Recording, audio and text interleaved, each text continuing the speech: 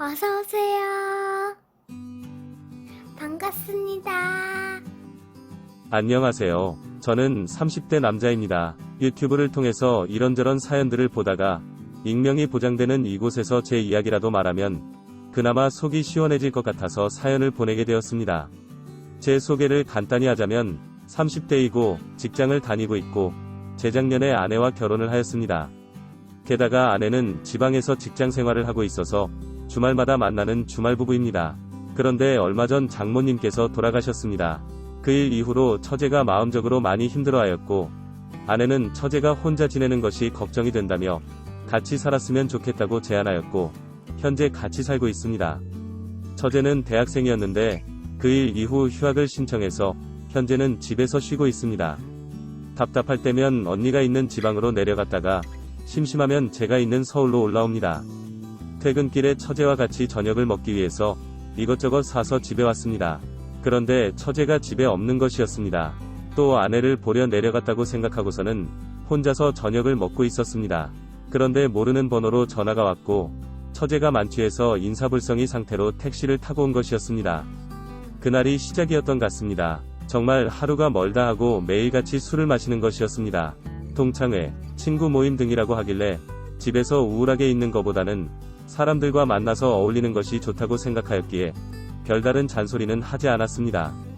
하지만 지나고 보니 그때 말리고 붙잡았어야 했습니다. 매번 만취해서 들어오고 필름이 끊겨서 전날 무슨 일을 저질렀는지 기억은 못하였지만 처제의 상황과 마음이 이해가 되었기에 별말을 하지 않았습니다. 하지만 그 수위가 점점 더 높아져만 갔습니다. 하루는 속옷 차림으로 집에 들어온 것이었습니다. 너무 놀라서 무슨 일이 있었냐고 물었더니 길고양이 새끼들만 있는 것이 불쌍해 보여서 춥지 말라고 벗어주고 왔다는 것이었습니다. 그러고서는 얌전히 걸어온 것이면 다행이겠는데 어디서 넘어졌는지 사방팔방 까져서 들어왔고 벗어주고 나서 처제도 나름 추웠는지 이상한 박스랑 쓰레기들을 두르고 왔습니다. 그러니 온몸에서 악취도 나고 더러운 것도 묻고 난리도 아니었습니다. 아내가 있었으면 알아서 케어를 해주었을 텐데 아내는 없고 그렇다고 다 큰 처녀를 제가 벗겨서 씻길 수도 없고 안 씻기고 약을 안 발라주자니 상처가 덧날 것 같고 참 난감하더군요. 아내에게 전화를 걸어서 물어보았지만 차마 결정은 못 내리길래 알아서 처리하겠다며 전화를 끊었습니다. 이미 못 볼 꼴 다 본 상황인지라 가볍게 샤워를 시키고 옷도 갈아입히고 약도 바르고 밴드도 붙여주었습니다. 다음날 일어나면 처제도 스스로 그런 난감한 상황이 있었다는 것을 인지를 하는지 저를 피하는 것 같았습니다.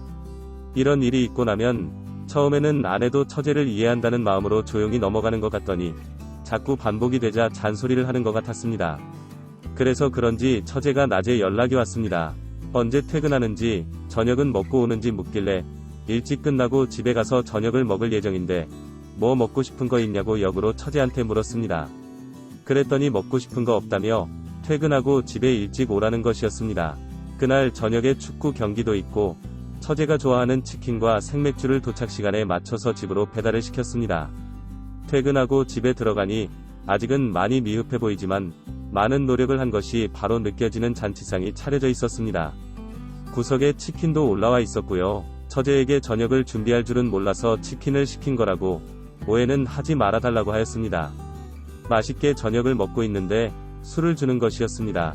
기분도 좋고 고맙기도 해서 겸사겸사 처제와 같이 술을 마셨습니다. 그래도 그렇게 많이 먹을 생각은 없었습니다. 한 잔 두 잔 먹다 보니 진열장에 있는 양주도 꺼내서 먹게 되었습니다. 그래도 오늘은 처제가 정신을 차리고 마시는 것 같아서 다행이라고 생각했는데 갑자기 취기가 오르는 것 같더니 결국 저를 못 알아보는 것이었습니다. 남은 술까지만 먹으라고 더 이상 술이 없다고 하였더니 본인 방에서 소주를 여러 병 꺼내오는 것이었습니다. 그러면서 혼자서 술을 마시는 것이었습니다. 적당히 먹다가 잠들겠지 싶어서 그냥 내버려뒀습니다. 게다가 다음날이 주말이었기에 늦게까지 처제가 말썽을 피워도 다음날 회사를 안 가니 늦잠을 자면 됩니다. 역시나 술은 처제를 삼켜버렸고 아내에게 전화를 걸어서 한참 동안 주사를 부리더니 이제는 저한테도 뭐라고 하는 것이었습니다.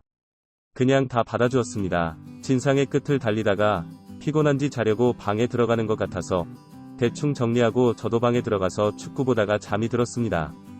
다음날 아침에 자고 있는데 아내가 집에 왔습니다. 거실을 보고 기겁을 하면서 저보고 절대 나오지 말라며 소리치는 것이었습니다.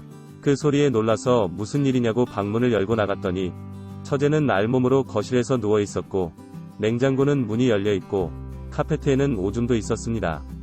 처참한 거실 꼴을 보면서 할 말이 없더군요. 조용히 방문을 닫고 들어갔습니다. 단전에서부터 올라오는 진심이 한가득 담긴 아내의 잔소리와 함께 처제의 등짝 스매싱하는 소리가 들렸습니다.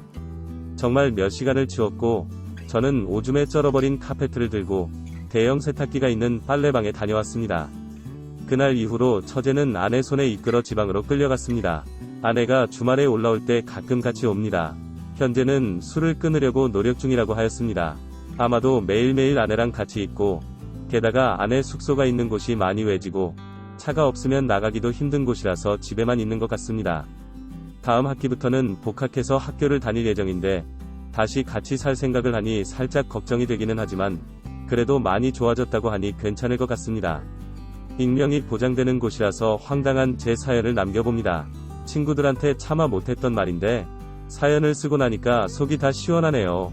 감사합니다. 오늘의 사연은 여기까지입니다. 구독과 좋아요, 알림 설정 부탁드립니다. 긴 글을 읽어주셔서 감사합니다. 구독과 좋아요 꾹꾹 눌러주세요. 꾹꾹. 알림 설정도 꾹꾹 눌러주세요.